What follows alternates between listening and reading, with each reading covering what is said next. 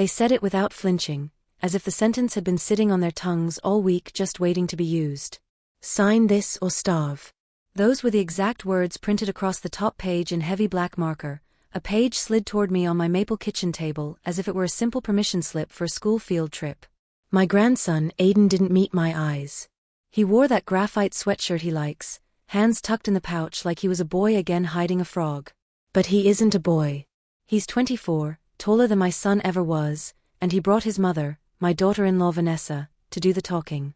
She had her hair scraped into a high, glossy twist and wore a cream pantsuit that didn't blink under my fluorescent kitchen light. Her voice was almost sweet when she said it aloud, like honey over glass. Just sign, Lillian. We can't keep running around for you forever. I was in my navy cardigan with the pearl buttons, linen trousers, and the orthopedic flats my podiatrist insists on. I had a pot of chicken soup going, thyme leaves sticking to my fingertips, because it was Wednesday and I always make soup on Wednesdays. I stared at the pages, power of attorney durable, a quitclaim deed with my address typed in neat boxes, an asset consolidation instruction that would move accounts from Hale Family Trust into a managed family account listing Vanessa as the primary manager and Aiden as successor. The marker scroll sat on top like a threat folded into a bouquet. I didn't reach for a pen. I reached for the ladle, stirring once, slow. When I set it down, I used the edge of my apron to wipe the last of the thyme from my fingers, and then I laid both hands flat on the table so they could see that they weren't shaking. The smell of soup wrapped the room. It should have made the moment soft. It didn't. Vanessa leaned forward. You can't keep track of everything anymore, Lillian. The taxes, the rent, the distributions. Aiden has a career, I have my consulting. We need structure. She said structure the way people say mercy when they're about to push you down a staircase. Aiden finally looked up, eyes flicking to the soup, then to me. Grandma, we're just trying to help. His voice had a thinness to it, like a violin string tightened past tuning. I have known that boy since the day he came home wrapped in a green knit blanket. I taught him to hold a pencil, to crack an egg without getting shells in the bowl. I also knew the way he swallowed hard before he lied. He swallowed hard now. No one in this family ever said I couldn't run numbers. I built my life on them.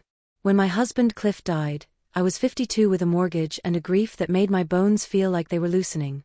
I started a bookkeeping service at our round oak table and a year later, bought my first duplex. I learned the code book, argued with inspectors, fixed a toilet while wearing church shoes because the tenant called during Sunday service. Every brick on this street that I own has a story of sacrifice and grit under it. The Hale Family Trust wasn't a vanity project. It was a shield. If you've lived long enough, you learn what needs shielding. Vanessa tapped the signature lines with a navy nail. This is how families do it. Consolidate. Streamline. We'll set you up with automatic grocery deliveries, a housekeeper 3 times a week. But we need the authority to make decisions, otherwise the utilities, the property insurance, things can slip. And if you don't sign, we can't keep spending time and money taking care of all this. We have to be practical. You wouldn't want to be neglected. She smiled like a cat. I picked up my reading glasses, set them on my nose, and read the first paragraph of the power of attorney. It was not springing. It would be effective upon signature. My name appeared with a spelling error, 1 L instead of 2. Sloppy. The deed moved my home for consideration of love and support. There was a line about natural affection. I have loved many people naturally. Paper doesn't make it real. Paper does something else. Who drafted this? I asked. Vanessa said, Aiden's friend. He's in law school. That told me what I needed, to take the soup off the flame before it scalded the bottom and to put the rest of the day on a different burner. I turned and clicked the stove off. The house ticked with heat settling. Outside, a delivery truck exhaled. The clock above the sink read 12:14, its second hand hopping like a small eager bird. Vanessa slid the pen across the table. We cleared our afternoon. Her voice dropped, softening just the tiniest degree. Lillian, I know you're proud. But pride doesn't keep lights on. And we can't keep buying your groceries and medicines if you refuse to let us help. There it was. Not said like a threat, said like a truth. Sign this or starve. I am 74. My hair is silver in a neat bob, because I like order even if the world doesn't. I have seen people who would rather you be helpless if it made their lives simpler. I have seen people confuse proximity with ownership. The trick is to know before they do which game they are playing. I slid the papers back, stacking them neatly, aligning the corners with the care of a woman who has balanced a ledger at a kitchen table for decades. "Thank you for bringing these," I said, and I smiled. "I'll have my attorney review them." Vanessa's smile snapped. "Lillian, don't make this adversarial." She glanced at Aiden. "Say something." He dragged a hand over his jaw. "Grandma, it's not a big deal. It's just signatures." He shrugged. "We can't keep spot paying your stuff. We're drowning." There is a back way into the pantry from the hall, a narrow door most people miss. When Aiden was little and we played hide and seek, he would wedge himself in there clutching my broom with giggles trapped in his throat.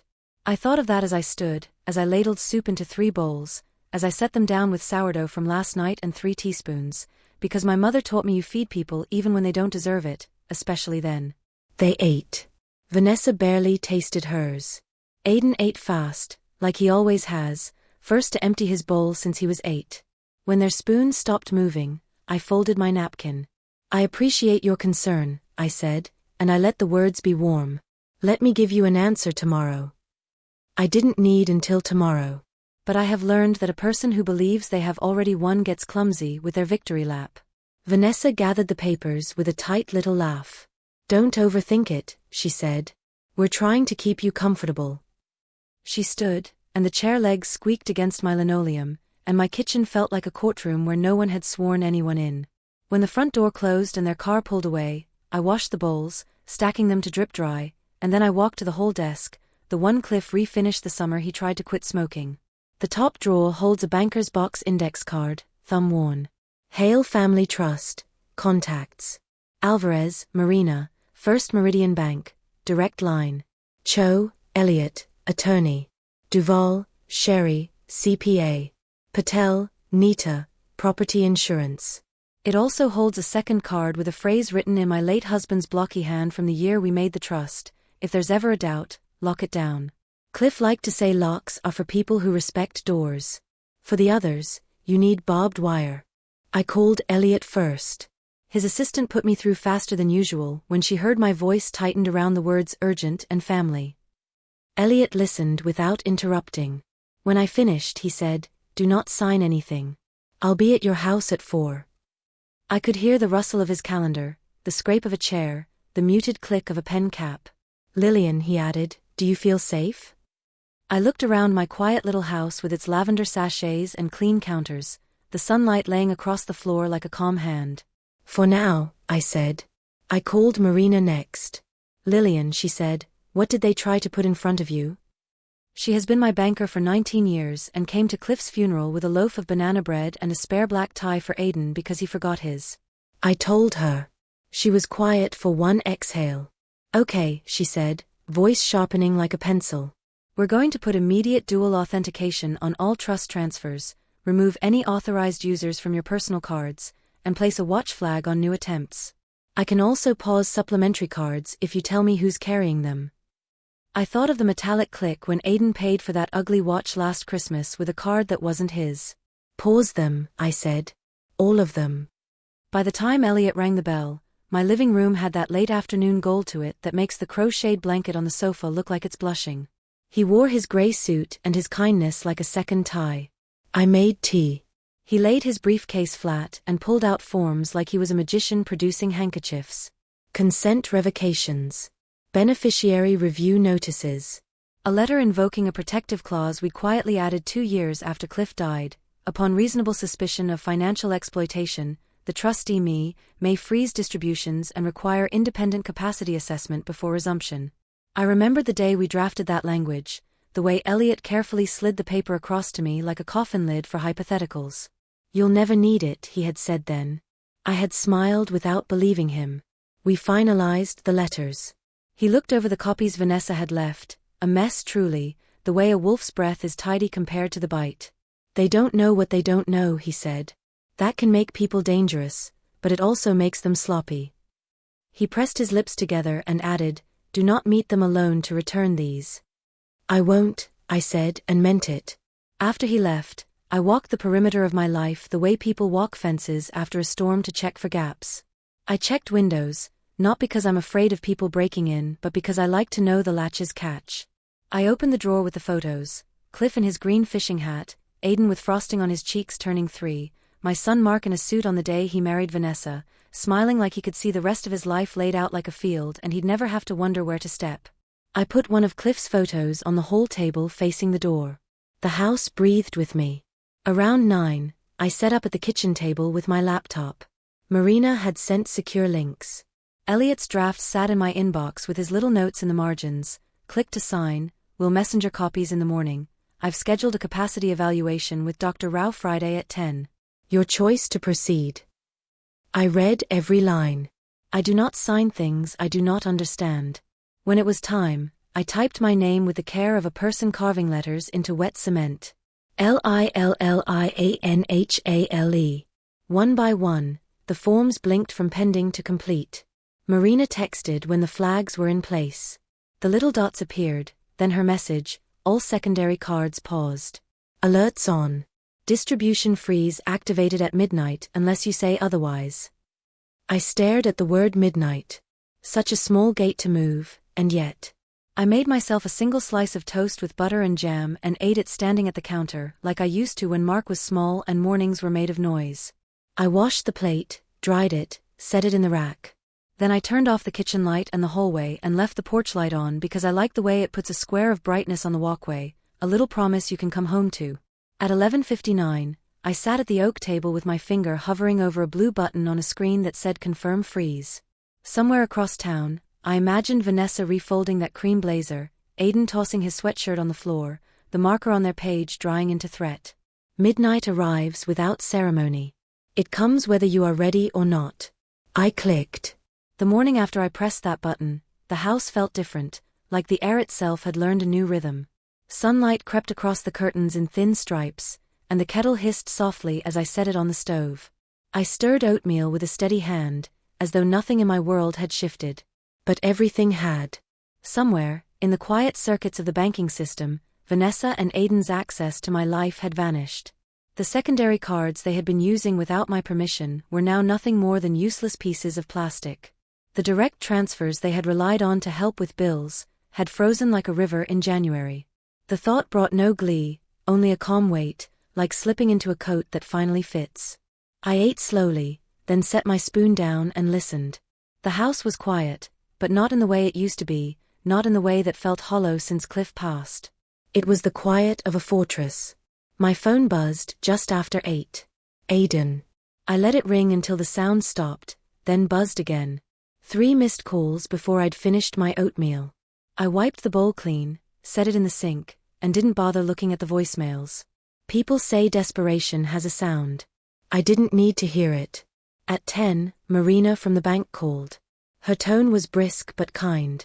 They've already tried 3 transactions this morning, she said. 1 at an electronics store, 2 attempts to transfer from your trust account. All declined. Do you want me to flag it formally? I smiled into the receiver. Yes. Flag it. And send me the reports. She hesitated before saying, they'll know you've frozen them.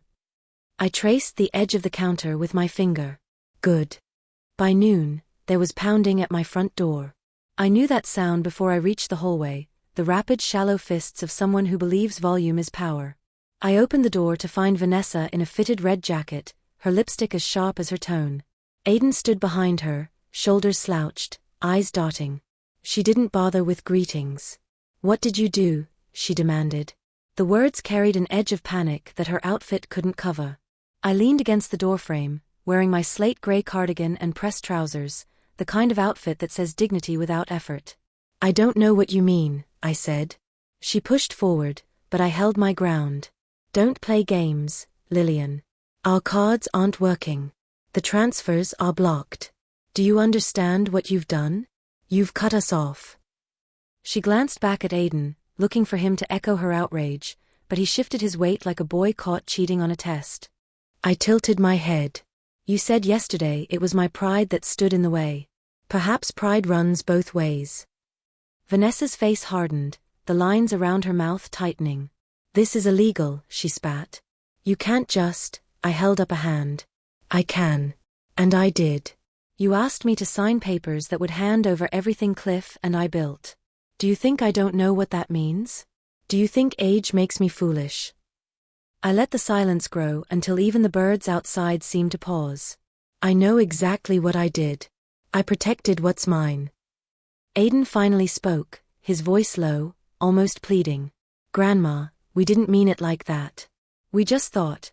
His words trailed off when I fixed him with the look I used to give him as a child when he lied about eating cookies before dinner. Some looks, it seems, never lose their weight.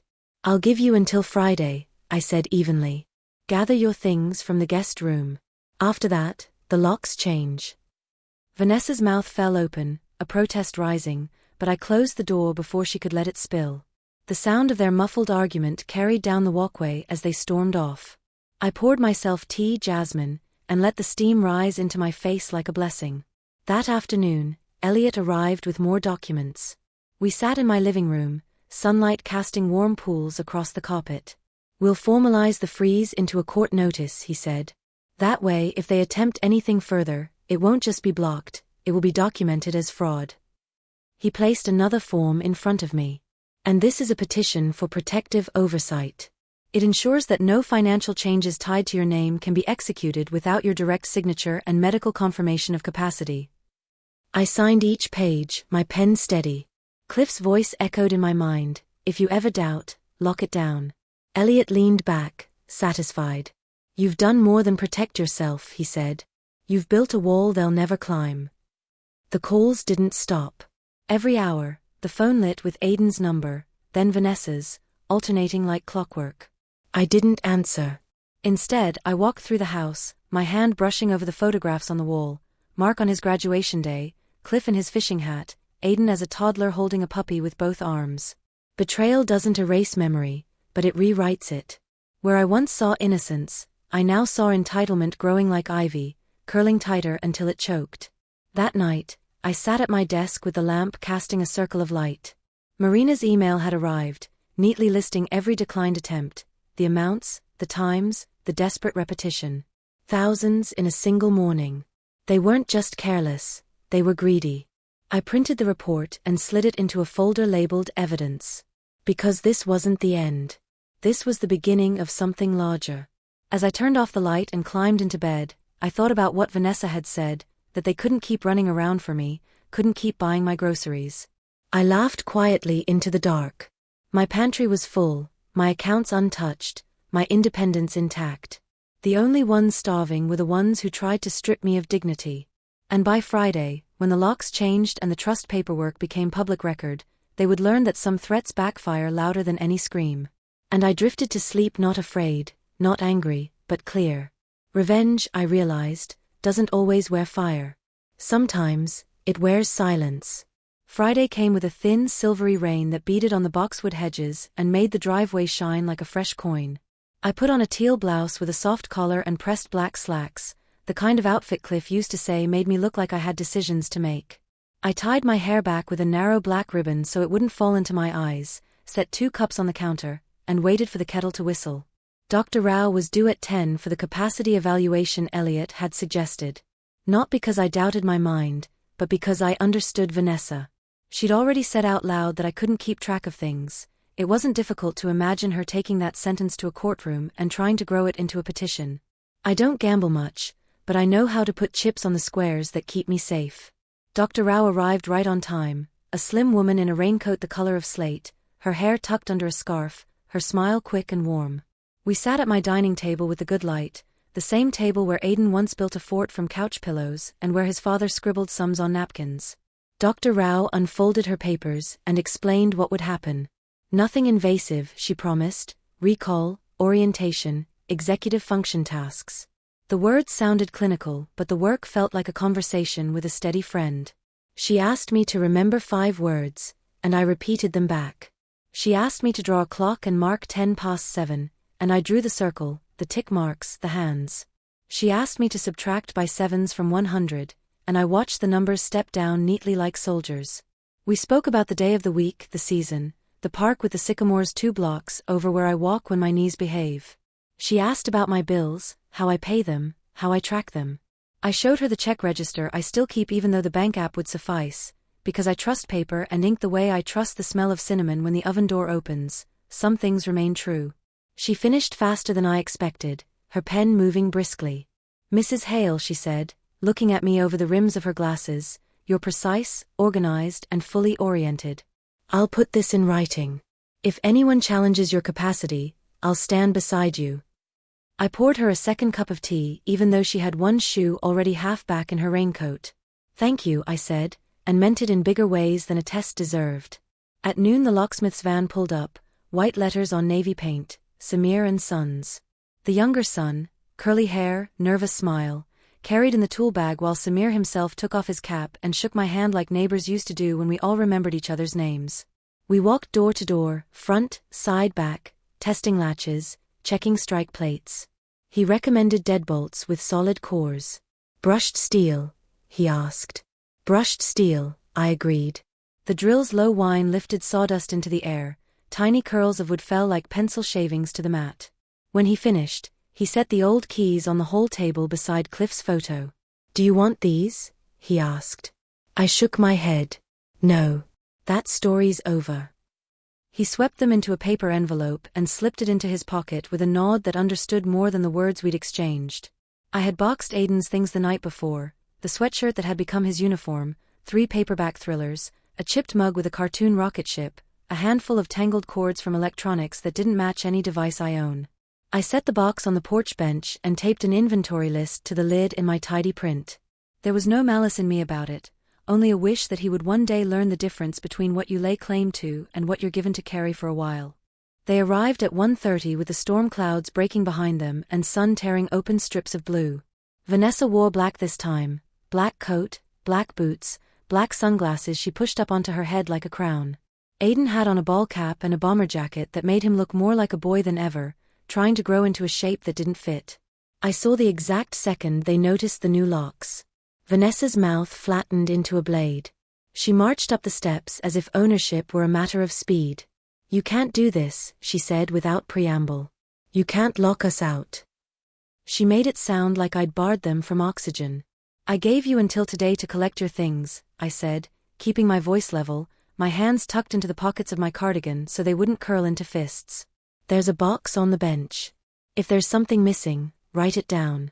I'll set a time with Elliot for you to retrieve it. Aiden glanced at the box and then at me, shame moving like a shadow across his face. Grandma, he started, and for a second the word felt like it used to, a door to softer rooms. Vanessa cut in. We're not playing your little games. We're going inside. She reached for the knob and found only steel that refused her. She slapped the door with her palm like reprimanding a disobedient child. I did not raise my voice. Vanessa, I said, you do not live here. You do not own this house. You brought me papers that would have stripped me of control. You told me to sign or starve. The only starving I see is the kind you created. Her cheeks burned a color that would have been pretty on roses. We're calling the police, she snapped. Call them, I said. I stepped back from the door and folded my arms, not in defiance but in certainty. They did call. The patrol car rolled up with the indifferent grace of official things. 2 officers stepped out, one young, one close to my age, both with hands relaxed near belts that carry authority. Vanessa began before they closed the cruiser doors. My mother-in-law has locked us out of our family home. She's not well. She's been manipulated. She pushed the words toward them the way you push chips across felt when you think you've got a winning hand. The older officer turned to me. Ma'am, he asked, do you want to tell me what's going on? I invited them onto the porch and presented what I always present when men in uniforms ask me questions. Paper. The deed in the trust's name. The capacity letter Dr. Rao had emailed not an hour earlier, printed and clipped. A copy of Marina's freeze notice and the authorized user removal, because money and keys are cousins. The officer read without hurry, lips moving just enough to show me the words were landing. He asked me if the people behind him were tenants. Guests who have overstayed, I said. He nodded once and turned back to Vanessa. Ma'am, he said evenly, this residence belongs to Mrs. Hale's trust. She's within her rights to change the locks and ask you to leave. If you have a civil dispute, you can pursue it in court, but you can't force entry. The younger officer gestured toward the box. Looks like personal items were packed for you, he added, almost kindly. 3 neighbors had stopped watering or pruning or pretending not to notice. Ruth from across the street stood with her hands on her hips the way she does when the mail is late. 2 teenagers paused their bikes. The street inhaled. Vanessa tried a laugh that didn't even convince her vocal cords. You're making a mistake, she told the officers, but they were already walking back to the cruiser. Aiden lifted the box from the bench and looked at me through the screen, eyes red not from tears but from lack of sleep and too many bad decisions. I'm sorry, he said, so quietly that the screen ate half the syllables. It would have been easier to fold then, to be the kind of grandmother who erases damage like chalk dust. But simple is often wrong. I know, I said, and closed the door with the soft click of new steel finding home. Inside, the house felt both emptier and more itself. I made a sandwich I barely tasted and sat at the table with both palms flat, grounding myself in the grain of the wood cliff, and I had varnished one summer with the windows open and the smell of cut grass begging us to take a break. The email from Elliot arrived at 3. They filed an emergency petition for temporary guardianship, he wrote, alleging financial confusion and inability to manage affairs. Hearing set for Wednesday at 9 a.m. We will respond Monday with Dr. Rao's evaluation, bank documentation, and an affidavit outlining the attempted coercion. Do you have any recordings? Recordings. The words sank like a coin into a fountain and found something at the bottom I'd forgotten. The Ring doorbell. It captures audio too, tiny windy scraps of conversation as people come and go. I opened the app and scrolled back to Wednesday. There we were, smaller than the moment felt, silhouettes in my doorway. The camera didn't catch the kitchen table or the thick black letters on cheap paper, but it caught their exit, Vanessa's voice like a blade just before it slips into a sheath. She'll sign or she can figure out how to eat without us, she said, as if food were a leash. Aiden's reply was a thread, we can't keep this up. Not a confession, but a compass. The next morning it had recorded the frantic knocks, Vanessa hissing, cards aren't working, she did something. I forwarded the clips to Elliot with a short note, will these do? His reply came before the minute bar reached the top. They will do just fine. That evening, Marina called again. Her voice was less brisk now, the way it gets when the banking is done and the human work begins. I saw the flag on your file, she said. Elliot looped me in. Do you need us to provide a statement for the court? I looked out the window at the rain that had returned, stitching the street back together with silver thread. Yes, I said. And Marina? Thank you. For 19 years. She laughed softly. You're the reason I wanted this job to be about more than numbers, she said, and we both let the silence say the other things. Loaves of banana bread, spare black ties, the feeling of being seen. Over the weekend, the house settled into a new rhythm as if it had been waiting for me to give it a cue. I baked a cherry pie because the ritual of pitting fruit keeps hands honest. I took a slow walk past the sycamores, their mottled bark peeling like old wallpaper in a house no one will renovate. Ruth waved me over and pressed a bundle of rosemary into my palm. For bravery, she said with a smile that had seen things. On Sunday, I ironed a navy dress and set it on a hanger, then chose smaller things that carry luck. The pearl earrings Cliff gave me with his first steady paycheck, the handkerchief with a tiny L stitched by my mother's square fingers, the gray cardigan that looks like nothing to strangers and everything to me. I tucked Dr. Rao's letter, Marina's statements, Elliot's filings, and the Ring transcripts into a thin leather folio that used to carry Cliff's service programs. I couldn't sleep much that night, so I made notes on yellow paper in tidy lines, not because I'd need them but because writing calms the boats I keep moored inside my chest. On Monday morning, Elliot arrived with a stack of copies and the kind of half-smile lawyers wear when their facts are better than the other side's story. They won't see this coming, he said, tapping the folio. They think a petition is a magic trick. He adjusted his tie, the color of stormwater. We're not here for magic, I said. We're here for math. He laughed at that, a clean sound in my quiet kitchen. Tuesday afternoon, a manila envelope slid beneath my door. No knock, no bell. I waited before opening it, not out of fear but respect for the ritual of bad news. Inside, copies of the petition, affidavits from Vanessa asserting that I had missed bill payments, 2 which I had not, they were drafts in the system, and that I had become withdrawn, forgetful, confused. A photo of the pantry with a caption about non-perishables hoarded, as if a full shelf were a diagnosis. Elliot snorted when he saw it. If having beans on hand is a sign of incompetence, he said, half the county needs a guardian. I wasn't angry. Anger burned too fast and left too much ash. I was something steadier. I was a woman preparing her tools. When I turned out the lights that night, the house hummed around me like a ship moored in safe harbor. On the dresser, the folio waited like a small black promise. The next morning I would wake before dawn, pin the pearl earrings like anchors, and step into a courtroom with a kind of quiet that bends metal. I would not shout. I would not cry. I would stack paper and truth until the scales remembered their job. Somewhere across town, I imagined Vanessa falling asleep with her phone inside her hand, the petition like a lucky charm under her pillow. I did not wish her harm. I wished her an education. And I intended to teach it with the oldest lesson I know: if you threaten a woman who has kept records her whole life, do not be surprised when she brings them. Outside, the rain slowed to a whisper. I lay in the dark and listened to it talk to the gutters, to the sycamores, to the new locks that held tight and gleamed faintly in the porch light. Aiden's last voicemail sat unheard on my phone. Maybe one day I would listen to it, when the heat had leached out of the story and only the outline remained. For now, I needed silence and a steady breath. Revenge, I thought again as sleep finally reached me, doesn't always wear fire. Sometimes, it shows up in a navy dress at 9 a.m. and calls itself proof. The courthouse steps gleamed slick from an early morning drizzle, their stone darker than usual, as though the building itself sensed what kind of business was about to unfold inside. I had chosen my navy dress, the one with the modest neckline and the hem that falls just below the knee. My gray cardigan rested softly over my shoulders, pearl earrings catching only the faintest glint of light as I pushed open the heavy doors. Elliot walked beside me, briefcase swinging like a pendulum of certainty. He had warned me that Vanessa would likely come dressed for a performance, and he was right. She was already in the lobby, red suit sharp as a blade, heels clicking against marble as she leaned close to Aiden, whispering quick instructions. He looked pale, thinner than I remembered, his tie crooked like a boy playing dress-up. The bailiff called the matter quickly. Guardianship petition for Lillian Hale.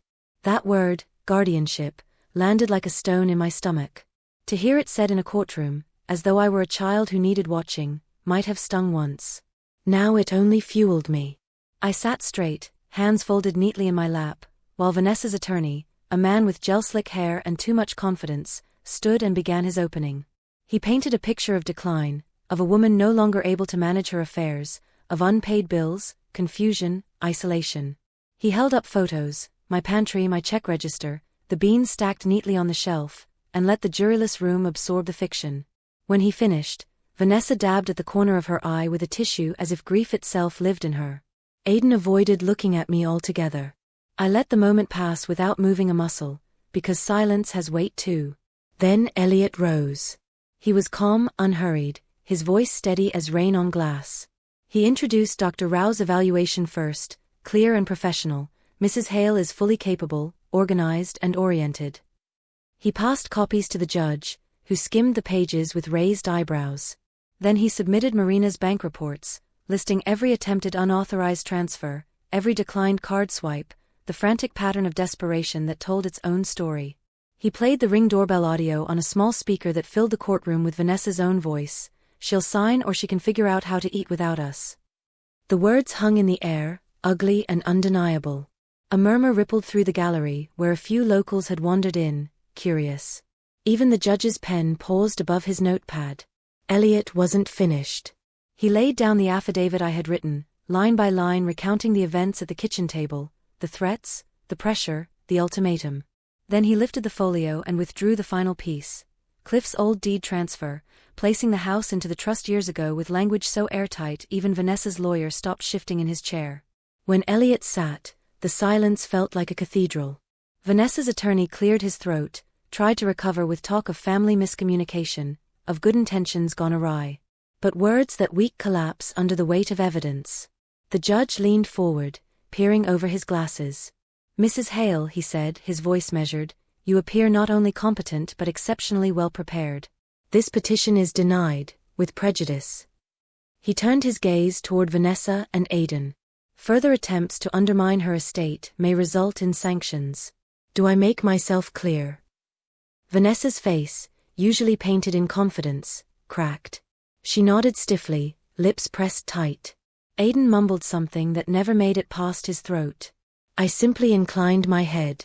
Thank you, Your Honor. Outside the courthouse, the drizzle had lifted, leaving the air washed clean. Elliot clapped his briefcase shut with satisfaction. They'll think twice before trying again, he said. And if they don't, we'll be ready. I nodded but didn't smile. Victory wasn't sweet, it was steady, like finally standing on ground that had stopped shifting. By evening, the news had traveled faster than gossip usually does in our town. Ruth from across the street left a pie on my porch, her scrawl on the note saying only, "For strength well spent." Marina called to say she'd heard whispers that Vanessa's business partners were rattled by the audio clip making quiet rounds in the community. Elliot forwarded me an article draft from a financial ethics newsletter, vague but unmistakable in its outline of a local attempted guardianship fraud. The world has a way of carrying truth when you let it breathe. I spent that night at my kitchen table with the lamp glowing low, sorting through papers, tying up loose ends. I called Greg, Cliff's old colleague, who had been pestering me for months to share my experiences in an op-ed. This time, I agreed. Not out of vengeance, but out of duty. Too many people like me, older, quieter, think silence will keep them safe. It doesn't. It only invites the wolves closer. The next morning, as I brewed coffee, the phone rang. Aidan's name glowed on the screen. For reasons I can't quite explain, I answered. His voice was rough, stripped of Vanessa's polish. "Grandma, I'm sorry," he said, each word dragging. "I didn't mean for it to go this far. She said it was just paperwork, just protection. I thought it was harmless." I listened, not interrupting. When he faltered, I said softly, "Harm often hides in paperwork, Aidan. You know that now." He asked if we could meet. I told him not today. Perhaps not for many days. Trust isn't built in minutes, I said. You spent months tearing it apart. Vanessa never called.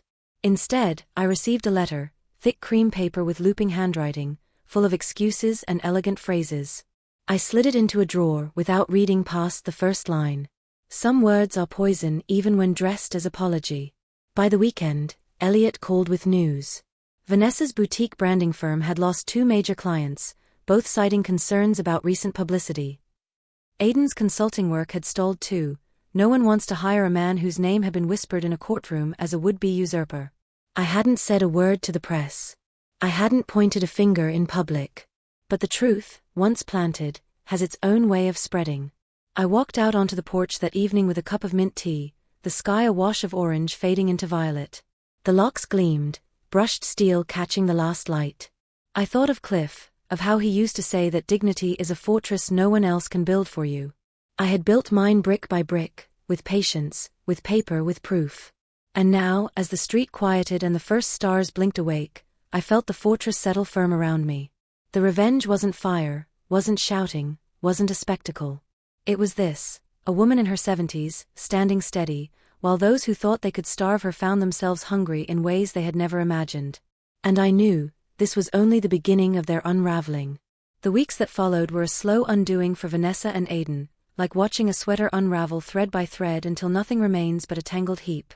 News spread in quiet currents, the kind that slipped through town without needing headlines. A woman at church whispered that Vanessa had been dropped from a local charity board. Ruth from across the street mentioned, with that bluntness only old friends carry, that she'd overheard someone at the market call Vanessa's strategic nudging clip chilling. Aidan's consulting clients stopped calling, one by one. Silence is its own verdict, and theirs came swift. I did not gloat. Revenge, I had learned, does not require fireworks. It requires steadiness and patience, and an iron refusal to bend when someone tries to make you small. I continued my routines. Morning walks past the sycamores, bread in the oven on Saturdays, letters read in the quiet of my living room. The trust papers sat locked in my desk drawer, Cliff's name alongside mine, a reminder that protection can reach beyond the grave if you prepare well enough. One Thursday afternoon, as the cicadas sang their late summer chorus, a knock came at my door. I opened it to find Aidan alone, shoulders sagging beneath the weight of his choices. He looked older than his years, eyes bloodshot. "Ty Askew." "Grandma," he said, voice breaking, I don't know what to do. I've lost everything."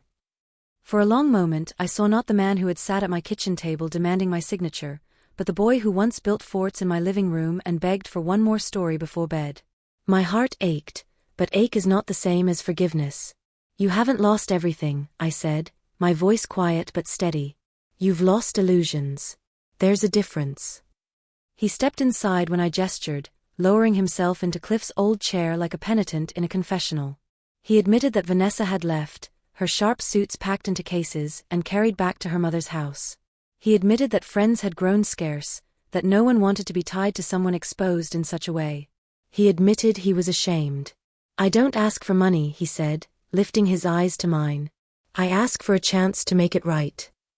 The silence stretched between us. I thought of all the times I had extended grace, the decades of patience, the dinners cooked, the tuition paid, the doors left open. Grace, I realized, had become his expectation, not his gift. "You cannot repair what you destroyed with words," I told him. "You can only rebuild with actions, over time. If you want a chance, it is not mine to give freely anymore. It is yours to earn." He nodded, tears in his eyes, and for once did not argue. When he left, he looked lighter, as though finally understanding the cost of his mistakes. Vanessa never came. She sent a letter once, written in her looping hand on fine stationery. I didn't read past the greeting. Some words, no matter how pretty, rot the moment they touch air. I placed it in the fireplace, watching the flames consume her apology until nothing but ash remained. By autumn, I had begun to shift my focus from survival to legacy. Elliot suggested that the trust not only protect me, but extend beyond me. We set up a fund, the Hale Foundation, dedicated to supporting older women starting over after betrayal, abandonment, or exploitation. Marina helped structure the accounts. Ruth volunteered to spread the word through her church. Within months, applications poured in, widows seeking to open bakeries, retired teachers wanting to publish children's books, women who had been told sign this or starve in 100 different ways. Each story reminded me that betrayal is common, but so is resilience. One crisp November evening, I hosted a small dinner at my house. The table was lined not with family who had tried to strip me of dignity, but with women who had fought their own wars and chosen to stand tall. We ate roasted chicken, bread baked fresh, pies Ruth had helped me prepare. Laughter filled the rooms that had once echoed with Vanessa's sharp commands and Aiden's silence. This was the sound of reclamation, not noise, but harmony. After the guests left, I stepped onto the porch with a shawl draped over my shoulders. The sky was deep and starlit, the air cool enough to sting the lungs. I thought of Cliff, of his steady hands, of the way he believed dignity was a fortress. I thought of my mother, who had stitched her initials into a handkerchief now folded neatly in my drawer. I thought of the girl I once was, young and unsure, and of the woman I had become, unbent, unbroken and free. Vanessa and Aiden had threatened me with hunger, believing I would fold when the table was bare. Instead, they found themselves without a seat, without a meal, without the respect they had gambled away. And me? I had more than food. I had peace, proof, and the unshakable knowledge that I had chosen myself. As I closed the door behind me, the locks clicked firm, steel on steel, my quiet revenge echoing in the simplest sound of all, safety earned.